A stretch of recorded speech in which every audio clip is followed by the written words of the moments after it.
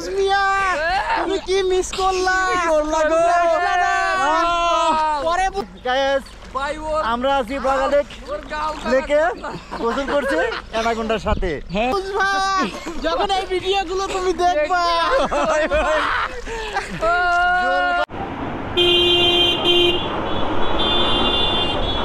বন্দর নগরী চট্টগ্রাম। এমন দেখে কি মনে হচ্ছে আমরা কি বিদেশে আছি নাকি বাংলাদেশে? এটা হলো চট্টগ্রাম ফ্লাইওভারের উঠছি আমরা এখন। আমরা বান্দরবন যাওয়ার জন্য চট্টগ্রাম থেকে এই ফ্লাইওভার হয়ে চলে যাব বান্দরবন। চলে এসেছি চট্টগ্রাম বন্দর নগরে কর্ণফুলী টানেলের খুব কাছাকাছি। আমরা খুব তাড়াতাড়ি টানেলের মধ্যে ঢুকবো। এই হলো কর্ণফুলী টানেলের সামনের এরিয়াটা। এখন আমরা যেখানে ঢুকতেছি সেটা হলো টানেলের রাস্তা।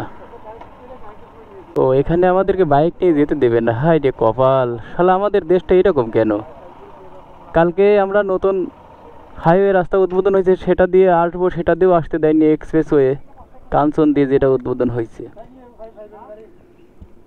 আবার আজকে টানেলে ঢুকবো, টানেলেও যেতে দিচ্ছে না। এই তো মূলত আমাদের দেশ।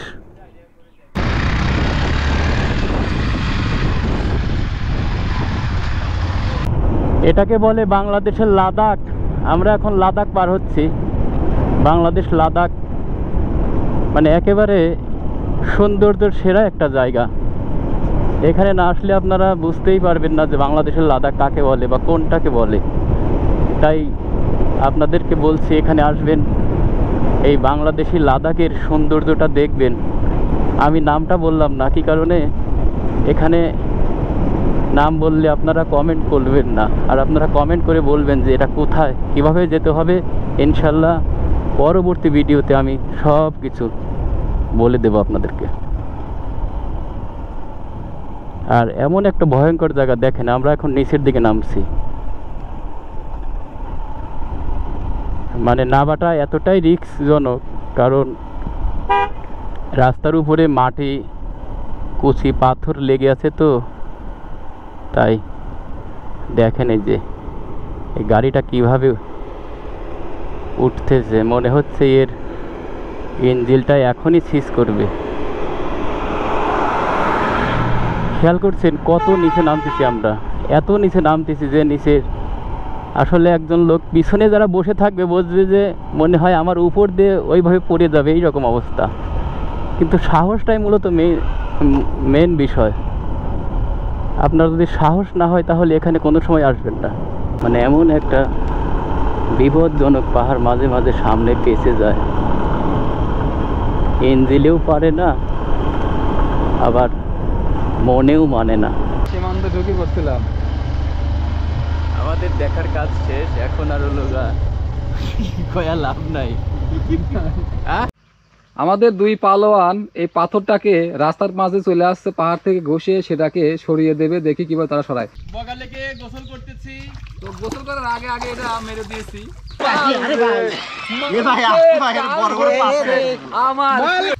আমাদের আজকে ক্যাপশন, আজকে খেলা হবে নেশা নেশা লেগেছে প্রেমের নেশা, নেশা নেশা লেগেছে প্রেমের নেশা। ডুবে যাবে না, আসুন পানি ফেল দেন।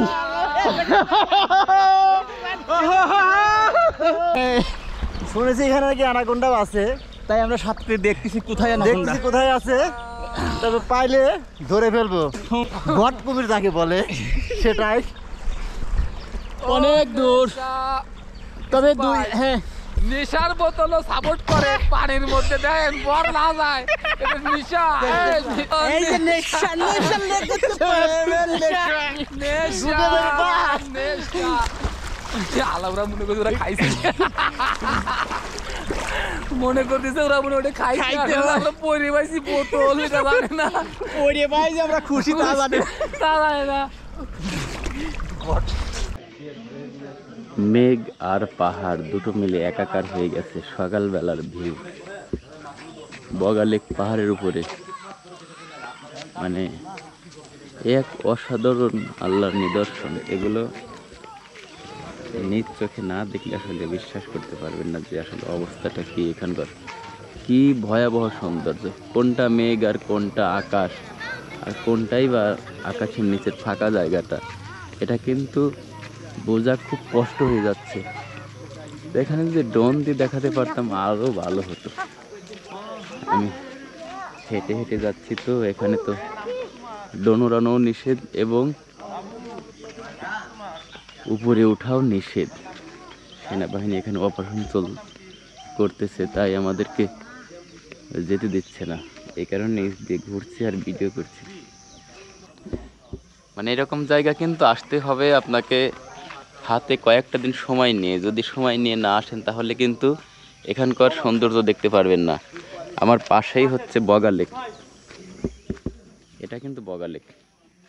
বগা লেকে দেখার মতো তেমন কিছু নেই, সুন্দর তো ওই পাহাড়ে লুকিয়ে আছে। ওই পাহাড়ে মেঘ দেখেন, মেঘ আর মানে পাহাড় দুটো এক। এখানে এটা হচ্ছে বগা লেক, এটা হচ্ছে বগা লেক। এই তো হলো বগা লেক। মানে এটা মাত্র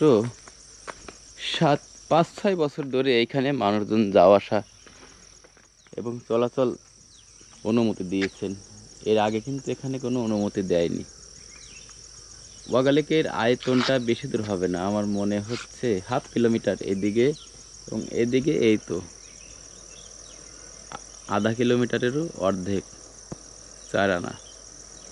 দেখেন, সামান্য এইটুক সৌন্দর্য দেখার জন্য কিন্তু মানুষই দেশের বিভিন্ন প্রান্ত থেকে চলে আসে। তো আমরাও এখানে আসছি, দেখা যাক। আজকেই চলে যাব এখান থেকে। তো পাহাড়ে এসে আপনি মানে একদিনে ঘুরে শেষ করতে পারবেন না। পাহাড় এমন একটা জায়গা, এমন একটা জিনিস যেটা আপনাকে টানবে, আপনাকে বারবার আসতে উদ্বুদ্ধ করবে। এটাই হলো পাহাড়। আর পাহাড়ি ঝর্ণা, পাহাড়ি মেঘ, পাহাড়ি খাবার সব কিছু আপনাকে একদম মনোমুগ্ধ করে দিবে। তাই বারে বারে তাই ছুটে আসে এই পাহাড়ে। সবাই ভালো থাকবেন, আল্লাহ হাফেজ।